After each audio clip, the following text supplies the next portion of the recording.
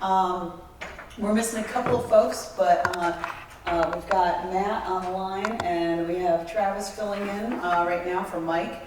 So Travis, spoiler alert, I'm going to expect you to read the language to go into closed session. So I'll just give you that heads up right now, so you know. Where's the camera? Is she looking at me, or am I like looking at the screen like an idiot? It's right there. Right there. Right there. Oh, okay. So, Travis, just giving you a heads up. All right. Well, I'm going to go ahead and call the, and of course we miss, you know, our fearless Bob. So, Bob Cronin. So we're absolutely missing him today. So I'm going to call this meeting of the Southside Network Authority to order. We will go ahead and call the roll. So I'm going to have our illustrious executive director, Stephen DeBerry, go ahead and call the roll. You may change your mind after this admin stuff. You got big shoes to fill, man. That's right. Okay, so I'm going to conduct the roll call. Ms. Vitale. Here. Ms. McClellan. Here. Mr. Jones. Here. Mr. Moore. Here. Ms. Wilson. Here. Mr. Fairholm. Here. Ms. Weitzel. Here. Ms. Chandler. Here. And Mr. Wallace. Here. All right. And we'll go ahead to the second agenda item, which is to approve the agenda. Any seconds? Second. Thank you. Appreciate that, Mr. Jones. And all in favor, say aye. Aye. Any opposed? All right. The agenda is approved and is published. Do we have any public comment? No. I don't think Not at this time. Pretty sure it's just us chickens tonight today. So, and there were no submitted comments. I take it then as well, correct? Steve? No submitted comments. No. Okay. And now we will need to approve the minutes from last meeting on May 13th. Do I have a motion to approve? So moved. Thank you, Ms. McClellan. Anyone for a second? Mr. Moore, and all in favor? Aye. And any opposed? All right, moving on. We are going to get an update on project management, and for that, I'm going to turn it over to our illustrious executive director, Stephen DeBerry. Okay. So, and hopefully we're going to give you guys some executive time back today, but I have a quick update on progress. We continue to make progress since the last meeting, and I'm just going to talk from the desktop while I was working on that. So just a construction project, current and planned action. CTC has completed the final design for phase 1 of the fiber route construction. That's the 45.5 miles in Virginia Beach. Does everybody have a handout? Mm-hmm.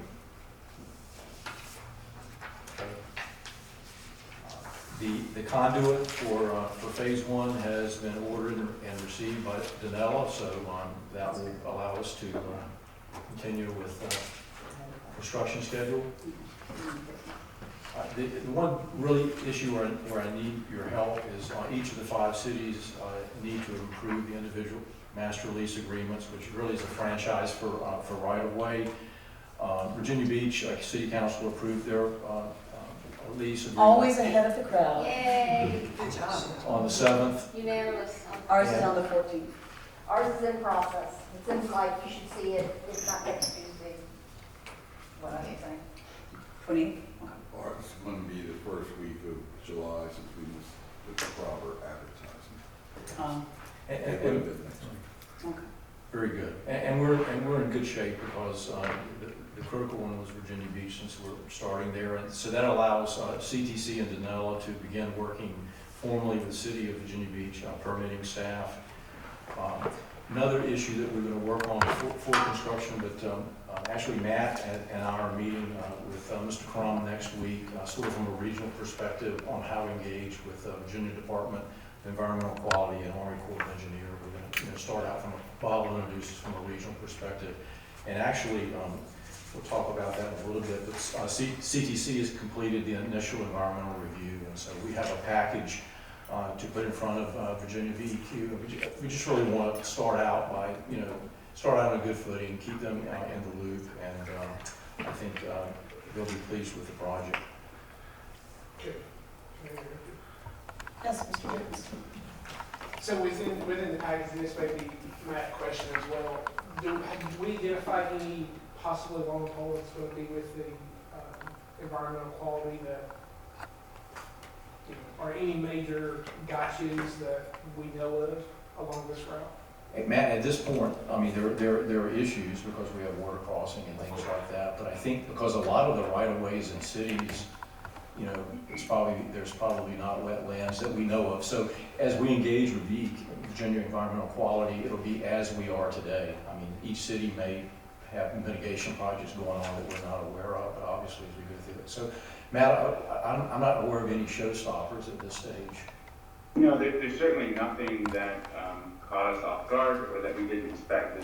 As Stephen points out, we are aware that there are quite a few water crossings involved in this.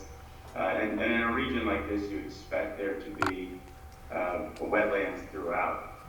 But our approach to addressing that has always been, even from the start, a process, a strategy of avoidance. So we, even during the early design stage, had those wetland areas and buffer zones as part of our field design maps that we use to correlate our handhole placement and vault placements that they stay outside of those buffers. So that's part of the message that we bring to DEQ when we meet with them, is that this design is already, we sought to really avoid any impact to the extent that we can. So nobody surprised. And to answer your question specifically, I think it's there are some expected challenges, but nothing that are gotcha. And I would just say, in weekly meetings that we have, bi-weekly meetings with the CIOs, if something comes up in your particular city that you know of, obviously we'll talk about that as we move forward. So we're going to keep the foot on the gas pedal at $5 a gallon, but we're going to continue to look at a mid-July construction start date. And let's see. Yes, sir. Also, so the CTC obviously is continuing to conduct the final design for the remaining fiber segments. They actually have done most of the field work for an additional 40 miles that are sort of between Chesapeake and Suffolk. So we're doing the long run. So as those become more final, we will engage with right away with those cities as we move forward. So within a few weeks, we'll be 80 miles out of the 119. So continue to make great progress from CTC perspective. Any questions on construction before we move on? Just a really quick update on the PPA P3 negotiations. We'll talk a little bit more about some specific contract issues in closed session. We're continuing to meet with GTS. Actually, we're meeting twice a week for the last 2 weeks. Very good dialogue, give and take, and very careful to make sure that we each understand what we're saying. The key issues I'll talk about in just a few minutes are part of our detail phase term sheet and list of deliverables. We'll actually talk about that in closed session, some of the specific areas that we're negotiating with. Any general questions on P3? Okay, last page, I'm really not going to go through that again, but I just think it's important to let you know that from a project management standpoint, we've created a shared file folder that's accessible by CIOs and staff. We continue to meet bi-weekly. SNA, CTC, and Danella meet 1 week, and the next week we meet with the CIOs. And I think that's really improved our communication. We are, cleaning up a lot of white space and good dialogue. So I feel comfortable with how we're communicating. Stephen, the authority members also have access to that shared file? Yes, you may. Just let me know who's interested. I think maybe next month we should be able to show you a high-level project plan and what the tools look like. But if someone's interested, let me know and we'll give you access. No, we can wait till next week. That's okay. Or next week. Okay, if there are no questions, that's That's really it for that? Yep. And I've got the language just in case. And you've got the language in Unless case Travis doesn't want backs up? Oscar to be reading the language. I don't know. He's on. He's on mute, but he's on. And just one last call. Anybody have any questions about, I mean, obviously we'll be going into closed session for some more detailed questions, but anybody have anything they'd like to discuss? All right. All right, then, Travis, are you there, or are you gonna punt over to, Stephen? I believe he couldn't hear us, Oh, he couldn't hear? so he was I having. can read it. All right. Do we need to pause and shut down the system? Well, no, not right yet. Let's go ahead and read it and then, yeah, read Okay. that first. Thank you. All right. What I'm gonna do is Yep, go ahead. giving that I can do it approval. All right, so I'm going to read the language to proceed into closed session and ask the board to consider the following. A motion to convene a closed session pursuant to subsection A28 of 2-.2-3711 of the Code of Virginia 1950 as amended for the purpose of discussion or consideration of information subject to the exclusions in subdivision 11, 2.2-3705.6 by a responsible public entity pursuant to subsection A.33 of 2.2-3711 for the purpose of discussion of consideration by a local authority created in accordance with Virginia Wireless Services Act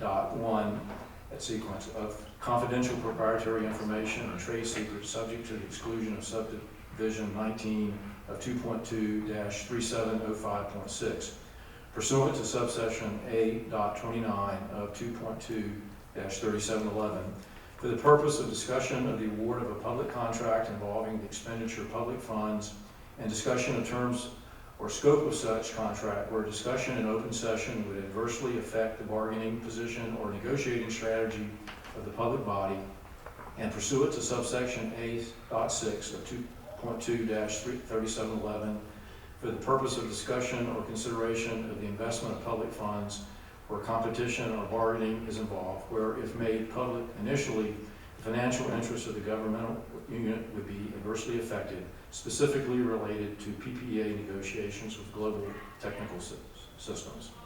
All right, you get to take a breath. Well done. Travis Young. Do I have a motion going for that motion? So, All right, and second? Second. Thank you, Ms. Vaughn. And we'll go ahead and, we won't do a roll call vote, but we will coming out. So all in favor, say aye. Aye. Anyone opposed? All right, we are now in closed session.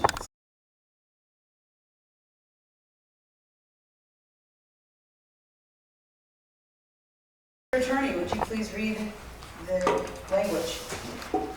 Thank you, Madam Chairman.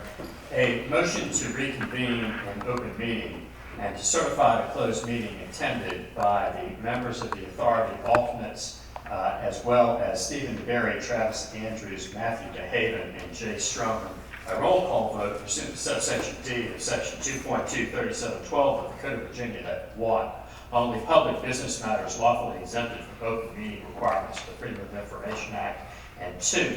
Only such public business matters as were identified in the motion by which the closed session was convened were heard, discussed, or considered in the closed session.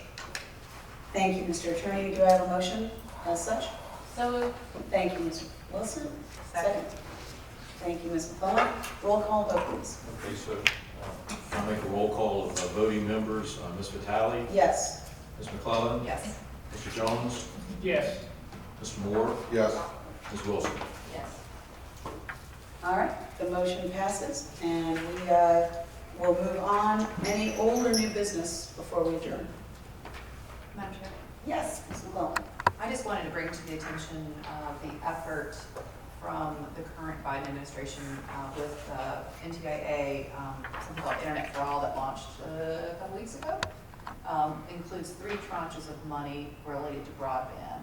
A significant tranche will go to the states directly, but another very significant tranche will go to middle mile, specifically for municipalities and localities. So there is an opportunity, and I believe that those grant funding applications will open, Stephen, you said in September. So I think that there will be potentially an opportunity, if we play our cards right, to gain some additional funding with regard to that. So that's very interesting.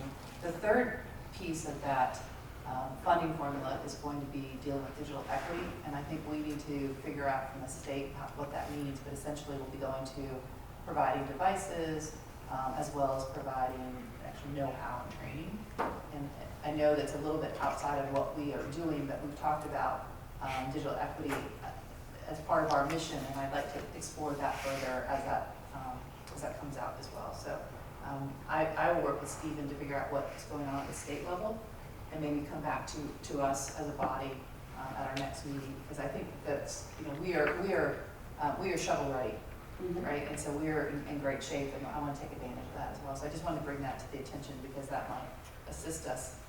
So a question for you on the grants, do we have to work with an ISP for that, or strictly just the cities? So Peter, I think you're referencing the middle mile that's been going on at the state level. I don't believe that's the case. Because the way the state one works is that you have to be working with an ISP, Right. and it's the utilities typically, right, who are doing that. I believe this is going straight to, it's sort of an open access middle mile is what they're encouraging, That's good. as I understand it. That's correct. They specifically define groups like this as That's being right. able to. No. And I'm glad you brought that up. beneficially as well, Evan Feynman, who was the broadband czar for the Commonwealth, is now working, this is his area that he's working on. So we have potentially an opportunity to leverage that. The challenge that I'm finding though is that the Commonwealth doesn't really have an active broadband office at the moment. And so while the Internet for All was established countrywide, there were 12 states that hadn't yet signed up as of 2 weeks ago, and Virginia was one of those who had not. So we're hoping that they're just figuring out some details, but we need Virginia to hop on board. In the meantime, though, the middle mile thing would come straight to the municipalities. So that's how I understand it. I could be wrong, Also, but most of the state were doomed. You didn't say that out loud. Yeah. it's not going to the body grants. Scott? So we've been doing some research on this, and I agree with the approach. I've just raised one thing to investigate, and it appears, as with every grant, there are strings attached. It appears the strings that are being attached to these grants are considerably heavier than the strings that were attached to recent grants. And I think we need to be very, I think there's an opportunity, we just need to make sure we know what we got. Yeah. Great. Any other old or new business? Thanks, Mr. Brown, for bringing that up. All right. With that, this meeting is now adjourned.